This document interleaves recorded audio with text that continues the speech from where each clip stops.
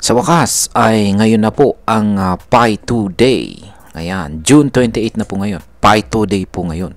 Pero nauuna po tayo sa oras. Kaya sa ibang bansa ay June 27 pa lamang po sa kanila. Pero sa atin is June 28 na. Kaya Pi 2 Day sa atin pero sa ibang bansa ay wala pa. Kaya patuloy pa rin po silang nag-aabang. Pero syempre, yung kanilang oras po yung masusunod. Kaya, ayan, hintay pa tayo ng ilang oras kung ano po yung ilalabas nilang major update mamaya ngayong Pi 2 Day. Yan, sa mga hindi po nakakaalam, ang Pi 2 Day ay isa po ito sa pinaka-inaabangang okasyon ng Pi Network community kada taon. Pero sa halip na umangat po ang presyo ni Picoin ay tila bumagsak pa ito ng mahigit 16% or 16% sa loob lamang ng 2 araw. Kaya ayan po yung nakakalungkot dito. Kaya ang tanong po ng marami ay bakit ganito ang nangyayari?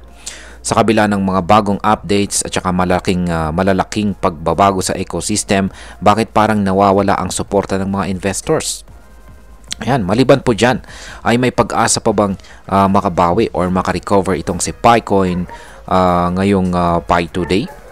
Kaya sa video na ito ay pag-uusapan po natin ang lahat ng detalye mula po sa mga bagong features ni Pi Network hanggang sa mga technical analysis ng kanyang presyo at syempre kung ano po ang epekto nito para sa atin bilang mga Pinoy. Ayan po, bilang mga Pinoy crypto traders at investors. Pero bago po tayo magpatuloy, ay pakibasa na lamang po muna ang disclaimer dito sa ibaba ng ating screen. Yan, simulan po natin sa kung ano po ang mga bagong upgrade bago po ang Pi 2 Day.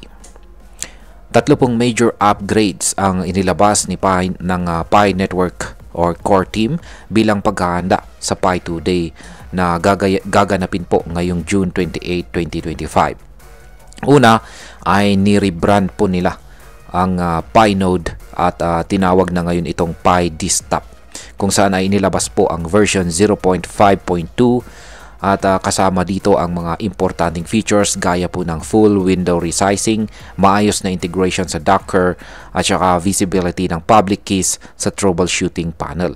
Ayon po kay Fireside Pi, isang kilalang ambassador ng Pi community, ang mga pagbabago ay bahagi po ng mas malawak na plano ng Pi Network kung saan ang blockchain ay maaari pong gamitin para sanayin ang artificial intelligence at matulungan ang mga developers. May mahigit pong 2.6 million active desktop nodes ngayon at higit 400,000 dito ay kasalukuyang tumatakbo or nag-ooperate sa testnet 1, testnet 2 at saka mainnet ni Pi. Ibig pong sabihin ay tuloy-tuloy po ang technical development.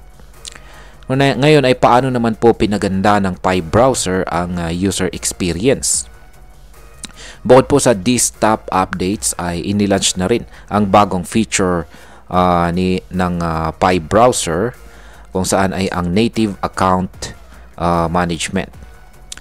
Yan, dati kailangan mong lumipat-lipat sa pagitan po ng iApp at Pi browser para lang ma-update ang account details, magsagawa po ng KYC o gamitin ang mga DApp. Pero ngayon, lahat ng ito ay pwedeng gawin diretso sa browser. Ayon po kay Mr. Spock, isa pong prominent members ng community, ito raw ay patunay na si Pi Network ay humihiwalay na sa mga centralized systems at patungo na po siya sa tunay na Web3 decentralization. Ayan. Ito po ay malaking hakbang para sa mga naghahanda sa potential trading ni Picoin kapag ito po ay malista na sa mga malalaking exchanges or mga major exchanges katulad po ni Binance, Coinbase, KuCoin at marami pang iba. Ngayon ay ang isa pang malaking katanungan ng karamihan dito ay naayos na ba ang KYC issue? Isa po sa mga pinakamatagal na reklamo ng Pi community ay ang pagka-delay ng KYC verification. May milyong-milyong users ang naipit at hindi po makalipat pa rin sa mainnet dahil dito. Ngayon, ang KYC sync updates na inilabas na layuning i-streamline ang identity verification process ay yan po ang dahilan ng update na yan para matulungan po yung mga may issue sa KYC. Kapag naging successful po ito ay maraming users ang makakapag mainnet migration na posibleng magbunga ng mas malawak na adoption ni PiCoin sa loob ng ecosystem. Ngayon ay bakit naman po bumagsak ang presyo ni PiCoin sa kabila ng mga update? Sa kabila ng magagandang balita, si PiCoin ay bumaba po sa presyong nasa mga 0.54 mula po sa recent high nito na 0.65. Ayon po sa mga analyst, isa sa mga dahilan dito ay ang profit taking o yung pagbebenta ng mga traders para kumita habang mataas pa ang presyo. Bukod dito, naapektuhan din si Pi ng overall market movement, lalo na't maraming mata ang tumutok sa Chainlink Mastercard partnership nitong linggo. Dito naman po tayo sa technical analysis na galaw ni PiCoin. Kung titingnan po natin ang technical chart, makikita natin dito na nakalabas na si PiCoin mula sa kanyang falling wedge pattern. Isa po itong sinyalis ng potensyal na pagtaas ng presyo. Makikita po natin yung pattern na ito sa ayan, yung pattern na ito dito po sa ayan, medyo malabo, 6-hour chart time frame po yata ito. Yan ng Pi USDT. Yan, datos po ito sa futures trading ng MEXC. Ayan, nakikita natin dito na nakalabas na ang presyo ni Pi sa isang falling wedge pattern na binubuo po ng mga dotted lines. Yan, na pababa. Pero sa resistance level na 0.65 ay nabigo po si Pi na mag-breakout. Dahil dito ay bumalik ito sa support level na 0.52. Kapag bumagsak pa ito sa price level na ito, baka magtuloy-tuloy po ang kanyang pagbagsak at ma-delay ang inaasam na rally. Bukod pa rito, bumaba rin ng halos 50% ang kanyang daily trading volume na sinyalis po ng caution o pag-iingat ng mga investors habang papalapit po ang Pi 2-day. Ngayon, ilang oras na lamang. May pag-asa pa bang makabawi si PiCoin ngayong mismong Pi 2-day? Sa kabila ng pagbaba ng presyo ay hindi pa rin po nawawala ang optimism ng ilang bahagi ng community. Marami pa rin po ang naniniwala na ang real-world functionality na ipinapakita ng mga updates ay patunay ng maturity ni Pi Network bilang isang project. Kung makakasustain itong si Pi sa kanyang support na 0.52 hanggang 0.54 at makakabalik po siya sa resistance na price range na nasa 0.57 to 0.61, may posibilidad pa rin po na magkaroon ng bullish reversal.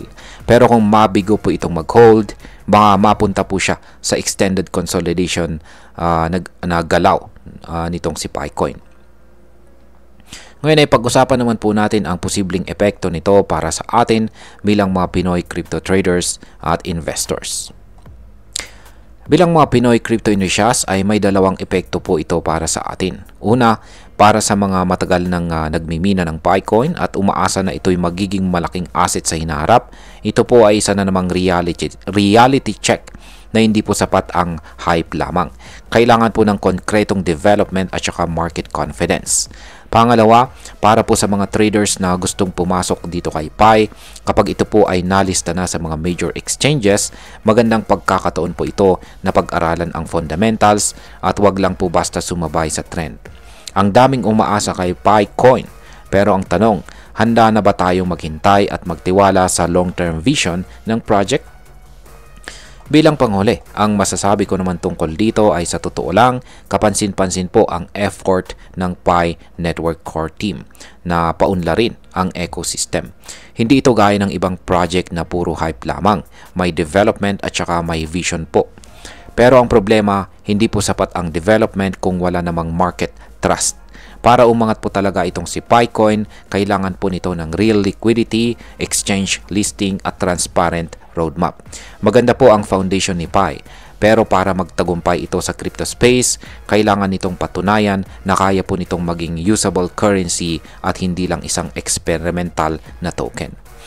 At ayan, hanggang dito na lamang po tayo sa video na ito mga ka-crypto. Marami pong salamat sa panonood. Ingat po tayo lagi at God bless po sa ating lahat.